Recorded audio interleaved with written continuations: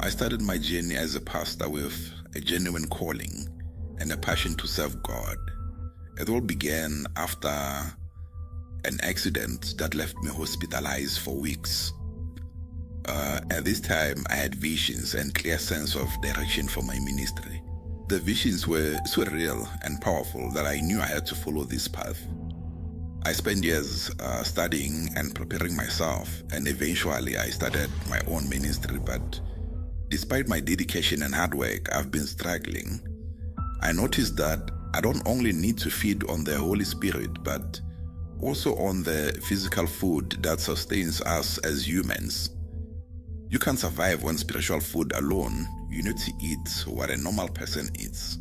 When I started my church, I made a conscious decision to get married to avoid temptations that brings down many men of God out there. So I wanted to build a strong foundation for my life and my church. And I believe that having a supportive partner will help me stay focused. So after about 4 years of ministry, I could see the progress and growth. More people were attending services and lives were being changed. But despite this success, the financial struggles were overwhelming. The money wasn't enough to take care of my wife and me. And now we had 2 kids to provide for. The burden of responsibility was too much on me, and I felt like I'm a failure.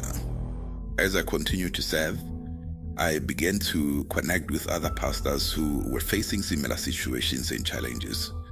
We will meet here and there to share our experiences and offer each other support and encouragement and pray together. Through these conditions, I then became a role model for many young pastors who looked up to me for guidance and inspirations. My words carried weight in our community, and people will often seek my counseling and my advices. But despite the respect I got, the financial struggles continued. God was doing wonders through my church, but the money was scarce, dololo, as we will say in my local language.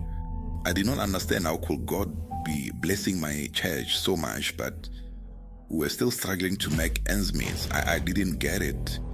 For years, I tried to be patient and trust that God will provide. I prayed, seeking guidance and relief from our financial struggles, even embarked on a 40-day and 40-night fast, seeking a breakthrough.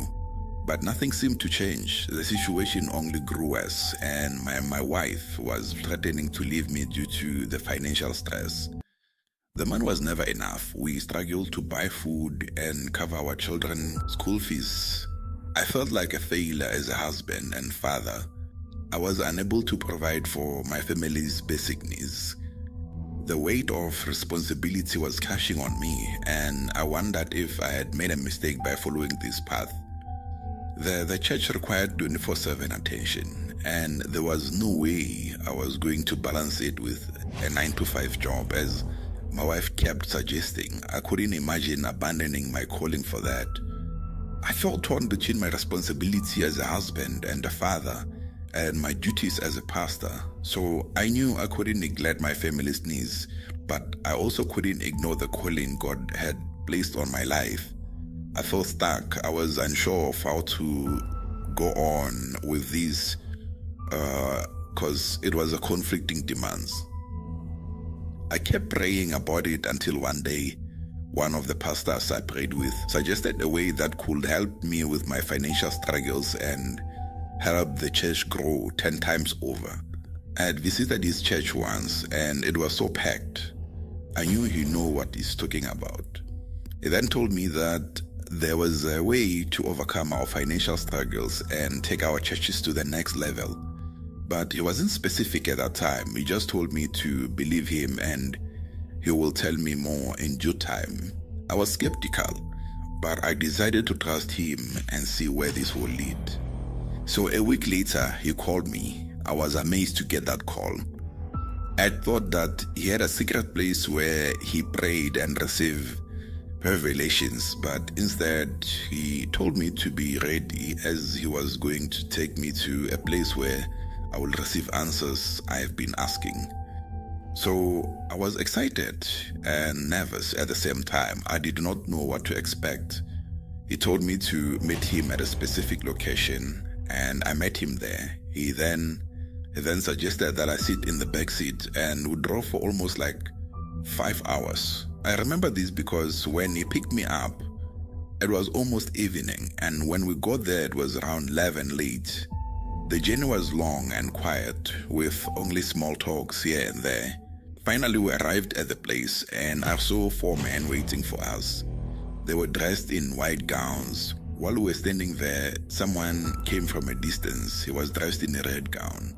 The pastor I was with went down on his knee in front of him. So the man in red looked at me, and I felt so scared. I couldn't understand what was happening. The pastor pulled me down to kneel next to him, and I could see that he was also a bit scared as well. I wondered what caused his fear and what was going to happen next. After I knelt down, the man spoke in a language I didn't understand, but the other pastor seemed to understand. It sounded like how he used to pray with tongues. It sounded like the same language. The words were unfamiliar, but the tone was familiar. I wondered what was happening and what this language meant. Then the pastor turned to me and whispered, "Follow him and don't ask anything." I don't know why or how, but I just moved my head a bit to show that I understand. There was something in his eyes, and it made me trust him. Despite the fear, I just followed the man in red, leaving the pastor behind. I then followed him to this small house where we entered.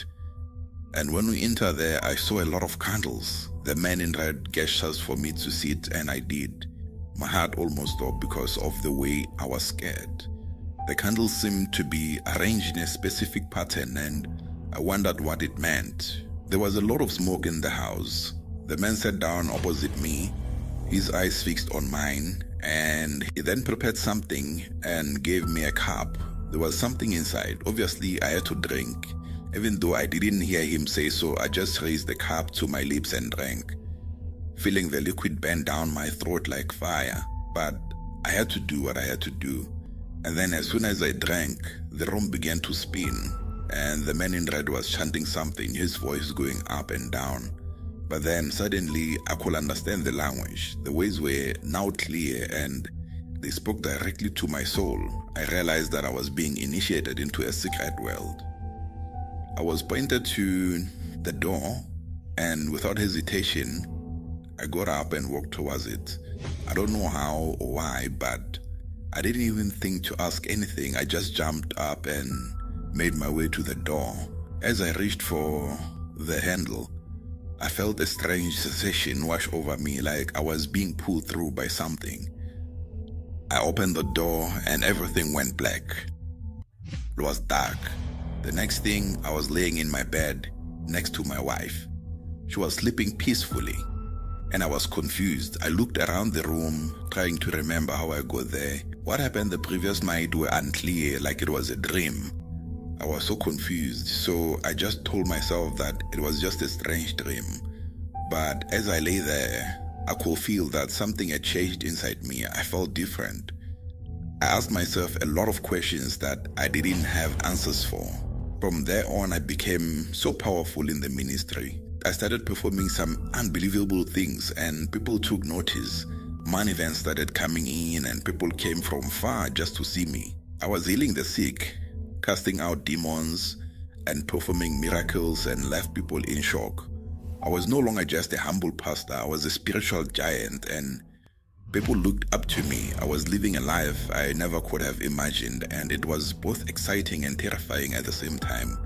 I was determined to use my gifts to make a positive impact on the world. But then, as time went on, I started to notice that people were even scared of me. They would avoid my eye contact. I didn't understand why, but I knew it had something to do with the power that I had. And then I started seeing visions. It was a man in a red gown, and he would appear to me in my dreams, telling me that I got what I wanted, so now I had to pay back. I didn't know what he meant, but I knew it couldn't be good. The visions continued, and I knew that I had made a deal with something, but I didn't know what it is, and now it was coming to collect. almost every year a church member will die. It's been 10 years now and everything has been working okay. The church is doing so well, but the problem here is that the man in red is asking for my blood now. He's given me a choice. It's either my kids or me. And I'm scared and I don't know what to do. I've tried talking to the pastor who helped me get all this power, but he simply turned his back on me. He denied that he had ever helped me and even blocked my number. He no longer comes to my service even like he used to. And it's clear that he wants nothing to do with me. I'm actually trapped and I don't know how to escape. I am now forced to make an impossible choice. And I know that either way it won't end well. I know that I can't keep up with this. It's a bad feeling knowing that I've made a deal with something. I'm a pastor for goodness sake. I'm supposed to be a man of God, not a servant of darkness, but I'm stuck in this situation and I don't know how to get out of it. I've tried to pray to seek guidance from the Lord, but I feel like He's not listening. I'm starting to think that I've been abandoned, that I'm on my own in this fight.